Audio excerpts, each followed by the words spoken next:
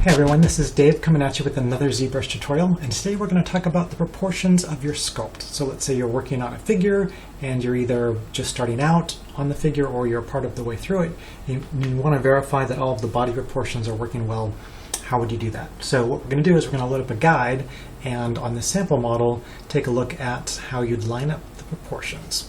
So I'm going to Z plugin and then text 3D and vector shapes and clicking on new SVG, which will load in this SVG object and make a extruded mesh out of it.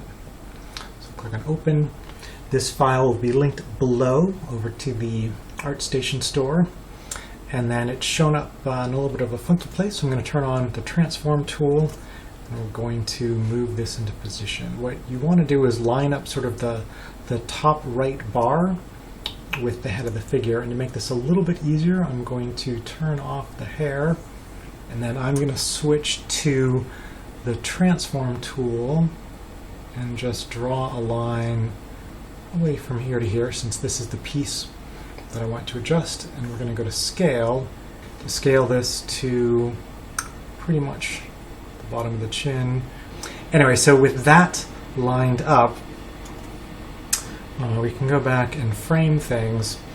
You kind of want to put this piece under your figure's chin, make sure that's lined up. Hey, and it is. So let's go over the markers that we have here. So this is based on one of the comic book drawing legends and their proportions that they taught their students. So this big bar here is pretty much the entire skull, right? So it's the chin to the top of the skull, and then let me turn the hair back on. This other line is sort of like the chin to the hairline. On this figure, it's a little bit hard to see exactly where that is because the hair's kind of been sculpted so it falls in front of the model's face. And then this small little block is the neck distance, so it's sort of like the distance from the chin to about the top of the shoulders and where the base of this neck is here. And then this chin piece is 1/4 of the size of this, and this sort of chin to hairline thing is going to be the main unit across the rest of the figure. So then you go down 2 effectively to get to the top of the hips or the pelvis. And if we go to the back view here, this top line is the shoulders. This second bar is effectively where the bottom of the scapulas land. And then, like I said, these here are sort of the top of the pelvis markers. And then you have the bottom of the pelvis, and there's a small gap here before you get to the thigh area. And this piece is half of that, so it's 1/8 of this here. So this is 1/4, and this is 1/8. And then you start moving down the leg, and you have 2 of these units to the base of the knee, or the middle of the knee. It really sort of depends. This figure is a little bit stylized, so in this figure, it's landing at the base of the knee, but this could also be the middle of the knee, again, depending on how realistic you want to get. And then you've got 2 more units, and then you have the ankles, and then the feet. And actually these feet are sort of drawn to be put in relatively higher shoes, some heels or whatnot. So the feet would be these 2 units, which are again the same units as these guys up here, as this guy up here. So it's 1/4 of the chin to hairline distance.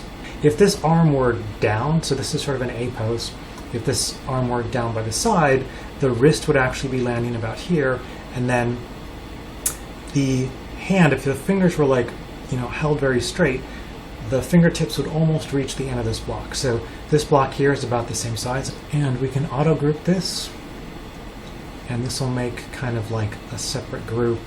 With these groups selected in ZBrush, if you hold down Alt and Shift and then tap on something, it'll hide everything but that. If you tap on that something again, it'll flip kind of the visibility. So now these 2 pieces are shown, and then this other bit is hidden. And with that bit hidden, this is part of what makes ZBrush so interesting to use. You can go to Subtool and then down to Split. And what we want to do is we want to break off that one piece which we have so carefully hidden. So if we click on Split Hidden, we will now get another subtool up here. So we have the original, and this piece has been broken off, and we can see because we've got the polyframe on, so you can see the selection here. So this is another separate subtool which we can then move around. So if I actually click on Move, and I'll use the gizmo this time because it'll probably be a little bit easier. And let me unlock this and go to the center of this guy. So to do that, lock and unlock pretty much means, are you moving the geometry or are you moving the gizmo? If it's unlocked, you're moving the gizmo. This little map icon essentially goes to the center of the object in question. So when I clicked on that, it hopped down to this little bit. If I want to start moving the geometry again, I can lock this, and then you can sort of drag it around. So you can just, you know, pull this up here, and I can actually use this ring, and you know, you can use the axis lines as well. So you can start to move this into position to where the hand is, and you will see that this hand, let me zoom in a little bit here, you will see that this hand is a little bit small, you know, it's sort of a petite hand, and again, that's a bit a part of the style, and it's up to you on whether you want to go with super realistic, and you actually would move this to kind of where the wrist began. So if you wanted a more realistic hand, you might scale this hand up a little bit more so that it covered this block. If you want more of a petite hand look, this is probably about what you're looking at here. So yeah, so there you go. So what's cool is these pieces of geometry will be here kind of always in your scene, and you can go ahead and hide them.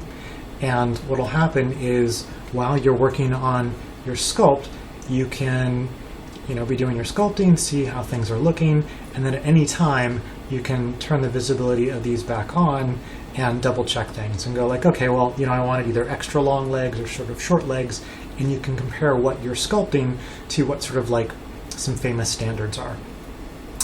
And again, with the bit we broke off, you can actually measure your hands. I think that's a challenge that a lot of people have, is like, you know, how big exactly should the hands be? And of course you can eyeball it, but it's always nice to have this little guide. So there you go. As always, if you liked this tutorial, feel free to like and subscribe, and I will catch you guys next time.